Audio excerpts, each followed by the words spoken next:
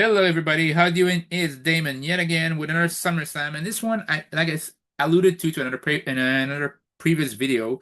I'm not exactly too enthralled with it. I mean, SummerSlam 1994 to me has to be one of the worst SummerSlams ever been. Like I'm trying to figure out. Okay, I'm not trying to say it's the worst SummerSlam, but it's one of the worst. Like what happened of great note on that day? I think the only title change that year was Another Blaze to Bertha Faye, and that was it. And I look at the card and it's so bad. Like Diesel versus King Mabel, the main event. You had the Smoking Guns versus the Blue Twins.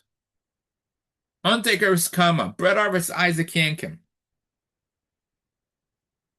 And even if I would do it, I'll be a spoiler. It's not this the one I'm most proud of because it still felt like a lot of matches against enhancement talent. It felt like it was more of a setup for another year's SummerSlam or for another year's WrestleMania. That's how it felt across.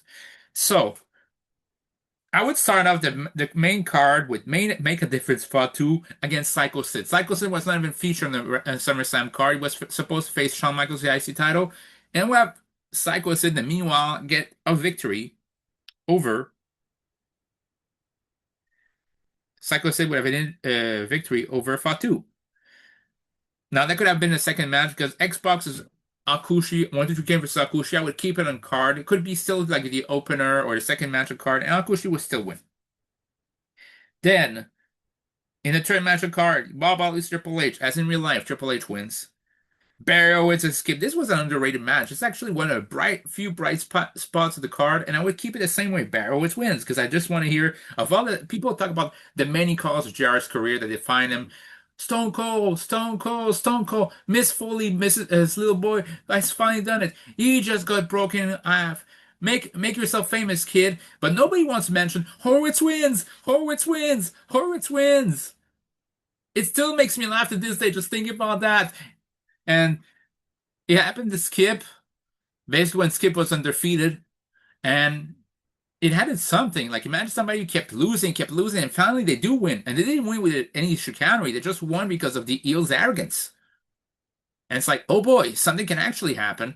And people forget he was damn popular. Barry Horowitz afterwards was very popular, and I'm surprised he hasn't been at least receiving a tag title. Like I could have easily seen Horowitz and Akushi winning the world tag team titles. And Horowitz should have definitely gotten at least a WrestleMania match for his effort. But I would have had him beat Skip at SummerSlam 1995, like in real life. Now, you could have, I say Adam Bomb. Adam Bomb could team up with Smoking Guns versus the Envio Godwin, the Aris, and not the Aris boys, because they weren't the Aris boys there. They were the Blue Twins. And I would have Adam Bomb and Smoking Guns win. See, right there from the get-go, I see this like 4 or 5 matches. Apart from one of those matches or two in a way, it doesn't feel like SummerSlam. It feels like an elaborate episode of Superstar. And it's not my fault in this case, it's the roster. Now, then we have the World Tag Team titles. I was finding it really weird that Owen Hart and Yokozuna and Bulldog were not, none of them were wrestling that card. So I would have Owen Hart and Yokozuna team up against Lex Luger and British Bulldog. And I would have Owen Hart and Yokozuna retain the titles after a mishap between Bulldog and Luger. And after the match, Bulldog assaulted Lex Luger. And all of them stomp out Lex Luger. Owen, Yoko, and Bulldog stomp out Lex Luger. It leads to Bulldog delivering the power slam. Owen delivering a top rope elbow. Yoko doing a 2-3 banzai drop. And that's how you write off Lex Luger from storyline as he goes back to WCW. For the women's title, you can have Alundra Blaze defend against Aja Kong. Not Bertha Faye, Aja Kong. Aja Kong wins the women's title. Then you can still have the Undertaker versus Kama casket match. Honestly, I had no idea what I'm going to do with Undertaker in that card. So then you have Savio Vega versus Will and Mercy. Man, Will and Mercy was so cool. It was a pre-Bray Wyatt at his time. I mean, and I always found it hilarious. He was talking like a psychotic person. Then he would come out and really start to give high fives to the fans, despite being a heel. Then he shakes the ref's hand, and the moment the bell rings, he becomes a psychopath. The moment the bell stops and he won, he's going back to a small, gentleman. I always love that. And you can have Savio Vega versus Will and Mercy, and you have Will and Mercy win in that match. via chicanery, but you have the rematch basically the next in your house where Savio Vega wins. I just want this one to have William Murphy basically be built up as something. Now, Bret Hart basically at that time, I find it weird that was facing off against Isaac Yankem, despite the fact that his jacket was being stolen. Yeah, that's right. Jacket being stolen was a great reason for a storyline with Bret Hart back in 1995. No wonder in his biography where he said it was one of his worst creative year. Well, that's in this case, I would have Bret Hart versus Jean-Pierre Lafitte, PCO, because they had great chemistry.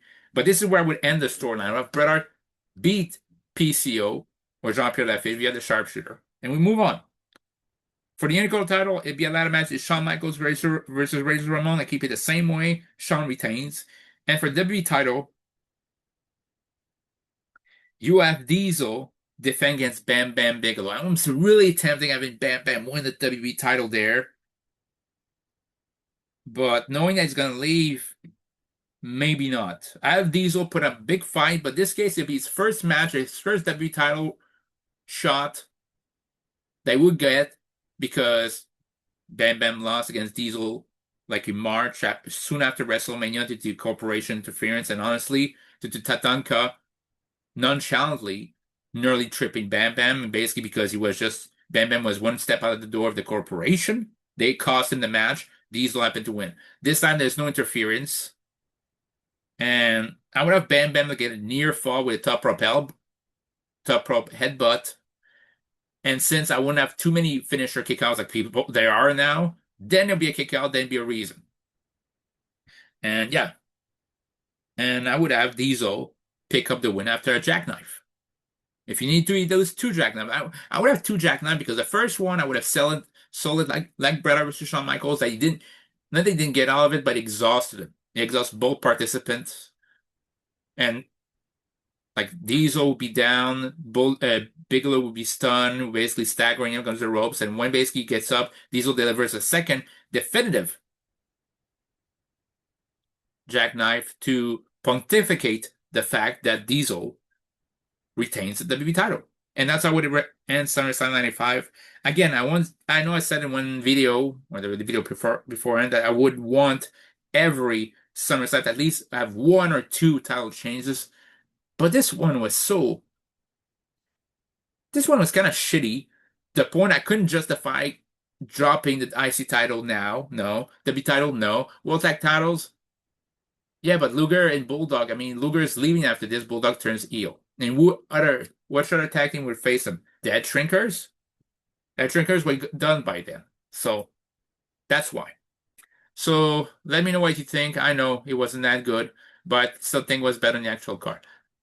I go to one of SummerSlam, which I felt was very underrated next in SummerSlam 1996. Let me know what you think there, and let me know what you think now. Peace.